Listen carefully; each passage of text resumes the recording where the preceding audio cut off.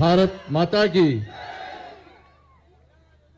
ఎప్పటిదాకా అనేది అవునక్క 20,000 వచ్చినాయా అక్క మీకు వచ్చినాయా? అరే కేసీఆర్ బాగా వచ్చినాయి రాత్రి పూట 20,000 వచ్చినాయి అందరికీ. చంపారు 10,000 చంపారు 5,000 పాకెట్ పట్టించారట. మా కృష్ణారెడ్డి ఏమో అందరికి 20,000 వచ్చాయి అంటాడు. ఇక్కడ 20,000 రాలేదట. 5,000 వచ్చినాయా? మరి 6,000 వచ్చినాయా? వస్తాయి రేపు వస్తాయి. ఇప్పుడు వచ్చిపోయినా కదా. మా రాజేంద్ర అన్న బాధ అంతే ఉండదా అన్నీ? మా రాజేంద్ర నాకే బాధ అనిపిస్తుంది. మా రాజేంద్ర చూస్తుంటే మా జమునక్క చూడకావు ఏడుస్తుంది అక్క. మా అక్క ఏడిపిద్దావా? ఉండదా అక్క? బాధ ఉండదా? ఇలా కష్టపడి ఆగు బాబు ఆగు నాగు కష్టపడి ఇన్ని సంవత్సరాలు ఈ హుజరాబాద్ నియోజకవర్గాన్ని చూసుకుంటాం మా అన్న. అవునా కదా? ఇంతకుముందు చెప్పిండు కోవిడ్ వస్తే మీరు అందరు ఇంట్లో ఉన్నారు లాక్డౌన్. అవునా కదా? మరి రాజధాని ఇంట్లో ఉన్నాడు అక్క. హాస్పిటల్ తిరిగిండు, పోస్ట్ మార్టం తిరిగిండు, మార్చిలో తిరిగిండు, అందరినీ కోవిడ్ వస్తే కూడా అద్దుకున్నాడు. బాధ అనిపిస్తుంది. నాకే బాధ అనిపిస్తుంది. ఇంతమంది ఈ హుజరాబాద్లో సర్పంచ్లను గెలిపించిండు, ఎంపీటీసీలను గెలిపించిండు, జెడ్పీటీసీలను గెలిపించిండు, వార్డు మెంబర్ గెలిపించి ఏం లేనోని నాయకులు తయారు చేస్తే వాళ్ళందరూ ఎడిగిపోయారు. అమ్ముడు వేరు. అందరూ కూడా నాయకులను తయారు చేస్తే అమ్ముడు పోతే రాజకీయాలను చూస్తేనే చీదేసుకునే పరిస్థితి ఇలా హుజరాబాద్ వచ్చిందంటే దానికి ప్రధాన కారణం టీఆర్ఎస్ పార్టీ. అవునా కాదా?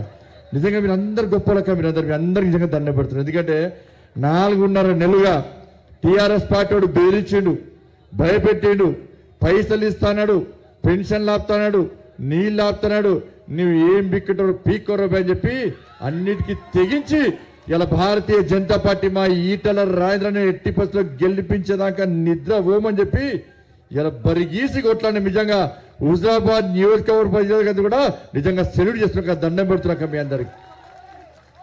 ఇది ఇప్పటికే ఉందని ఇంకా 2 రోజులు ఇంకా 2 రోజులు మీరు ధైర్యంగా ఉండండి. ఎవడొచ్చి బెదిరించినా భయపడాల్సిన అవసరం లేదు.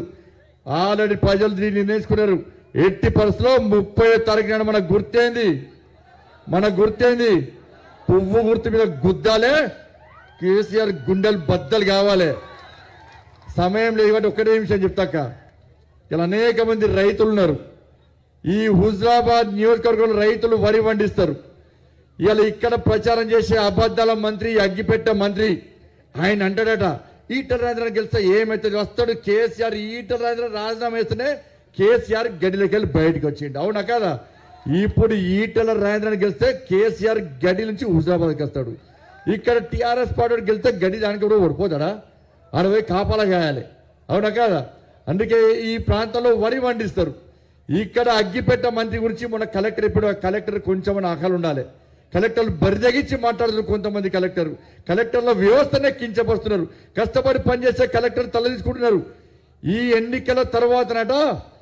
ఎన్నికల తర్వాత ఇలా ఇక్కడ మంత్రి పోయి వరి వేయనిట వరి విత్తనాల మీద షాపులను సీజ్ చేస్తారు. ఒప్పుకుంటామా? గల్లబట్టి కేసీఆర్ బయటకు తీసుకొస్తాం. హుజరాబాద్ రైతులందరూ కూడా ఓటు బ్యాంక్ అమ్మారండి. తెలంగాణ అక్క ఈ ఎన్నికలు హుజరాబాద్ సంబంధించిన ఎన్నికలు కావక్క. ఇవన్నీ హుజరాబాద్ సంబంధించిన ఎన్నికలు కావన్నా, తెలంగాణ రాష్ట్ర పేద ప్రజలకు సంబంధించిన ఎన్నికలన్నా. తెలంగాణ రాష్ట్ర పేద ప్రజలు 2 చేతులు జోడించి మొక్కుతురక్క మీ అందరికీ. మా తెలంగాణ రాష్ట్రంలో పేదలకు అన్యాయం చేస్తున్నారు కేసీఆర్. కాబట్టి హుజరాబాద్ ప్రజలందరూ కూడా పేదలందరూ ఓటు బ్యాంక్ అవ్వరండి. మా ఈటల రాజేంద్రను కష్టపడి గెలిపేయండి. పువ్వు గుర్తు మీద ఓటేసి గెలిపేయండి. పేదలకు మారుతున్నారు.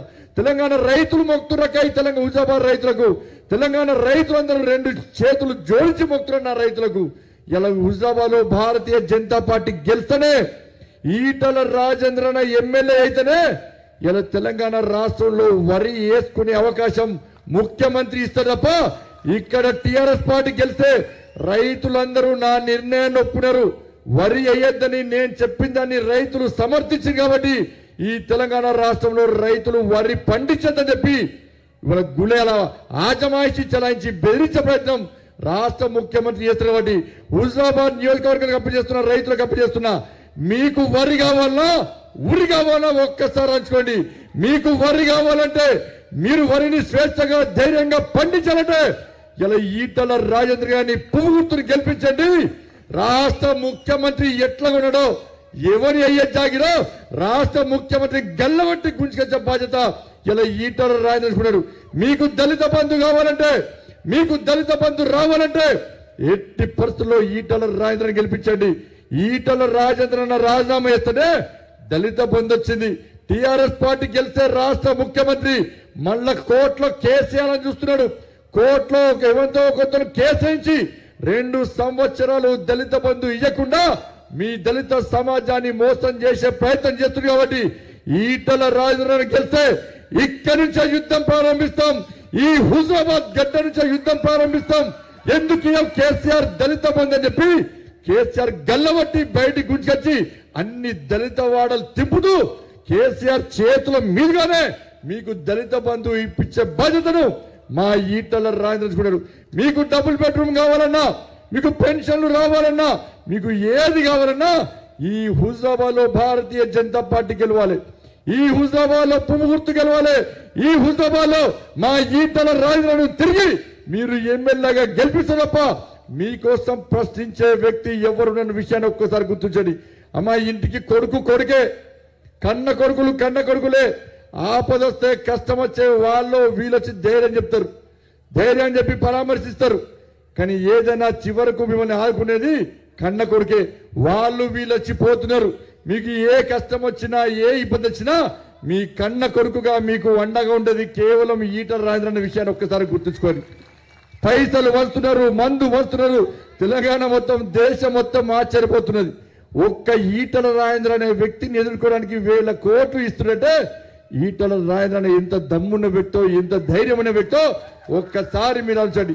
మీకు దమ్మున్న వ్యక్తి కావన్నా, మీ సమస్యల కోసం పోరాటం చేసే ఈటల రాజేంద్ర కావన్నా, మీకు మందు పోసి 20,000 రూపాయలు ఇచ్చి ఇలా మీకు ఓట్లు కొనుక్కునే టిఆర్ఎస్ పార్టీ కావాలని మీకు సమస్యలు వస్తే పోతే మీరు మాకు పుక్కడికి వేసిరా ఓట్లు, 20,000 ఇస్తేనే ఓట్లు వేసిరని చెప్పి టిఆర్ఎస్ పార్టీ నాయకులు అంటారు.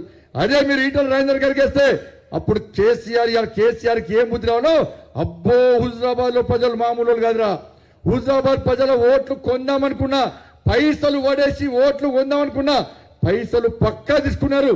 పేదోళ్ళు మామూలు కాదురా, ఇలా గుణపాఠం చెప్పి ఇలా ఇంకోసారి పైసలు వంచా, ఇంకోసారి హుజరాబాద్ ప్రజల సమస్యలను పరిష్కరిస్తా, ఈ తెలంగాణ రాష్ట్రంలో పేదల సమస్యలు పరిష్కరించా, మోడీ గారిచ్చిన డబుల్ బెడ్రూమ్లు ఇస్తా, మోడీ గారిచ్చిన పెన్షన్లు ఇస్తా, మోడీ గారిచ్చిన సంక్షేమ పథకాలన్నీ ఈ తెలంగాణ రాష్ట్రంలో ఇస్తా అని చెప్పి కేసీఆర్ కు బుద్ధి రావాలంటే మీరందరూ ఎట్టి పరిస్థితుల్లో ఓటు బ్యాంక్ అమ్మారండి.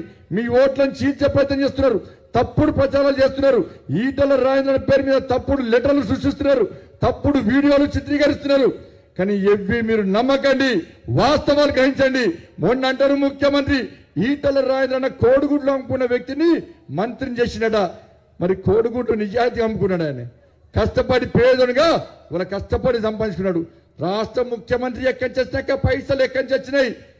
పాస్పోర్ట్ల బ్రోకరేజం చేసి, పాస్పోర్ట్ల దందా వేసి ఇవాళ లక్షాధికారి వై కోటీశ్వరుడు వై అడ్డగోలుగా గుంట నక్కలక దున్నపోతులక సంపాదించి ఇలా హుజరాబాద్ పేదలకు పైసలు వంచి అడ్డదారిలో గెలిచే ప్రయత్నం చేస్తున్నా నువ్వు ముఖ్యమంత్రిగా గాంధీలేంది. మా రాజరణ కష్టపడి వ్యాపారం చేసి మంత్రి అవడంలో నీకున్న అభ్యంతరం ఏందో రాష్ట్ర ముఖ్యమంత్రి స్పష్టం చేయాలి. అందుకేక పేదోళ్ళు ఒక్కటి కావాలి, పేదోళం ఒక్కటి కావాలి. కులాల పేరుతోని, వర్గాల పేరుతోని, వర్ణాల పేరుతోని, సంస్థల పేరుతోని, సంఘాల పేరుతోని ఈ వాడ ఆ వాడ, ఈ గ్రామం ఆ గ్రామం, ఈ మండలం ఆ మండలం అని చెప్పి మన ఓట్లను చీల్చే ప్రయత్నం చేస్తారు. కాబట్టి దయచేసి అందరూ కష్టపడి పనిచేయండి, అందరూ ఓట్ బ్యాంక్ అవ్వరండి. 30వ తారీఖు మీరు మీ కుటుంబ సభ్యులందరూ ఉదయమే పోయి ఓట్లేయండి. మీరు ఓట్లేయండి, మీ కుటుంబ సభ్యులతో ఓట్లేయించండి, మీ బంధు మిత్రులతో వచ్చండి. ఎవరికి భయపడాల్సిన అవసరం లేదు, దేనికి భయపడాల్సిన అవసరం లేదు. ధైర్యంగా మీరు ఓటండి. ఇలా మీరందరూ స్వేచ్ఛగా ఓటేయకుండా ఉండాలి ఉద్దేశంతో బీజేపీ వాళ్ళు గొడవలు చేస్తారట, దాడులు చేస్తారట. ఇన్ని రోజులుగా ఎక్కడ దాడులు జరిగినాయన్నా, ఎక్కడైనా విధ్వంసాలు జరిగినాయన్నా? పేదలు ఇష్టంగా ఓటేస్తే ఈటల రాజేంద్ర గెలుస్తారు. కాబట్టి పేదలు ఓటింగ్కు రావద్దని ఉద్దేశంతో ఇలా టిఆర్ఎస్ పార్టీ కుట్రలు చేస్తున్నది.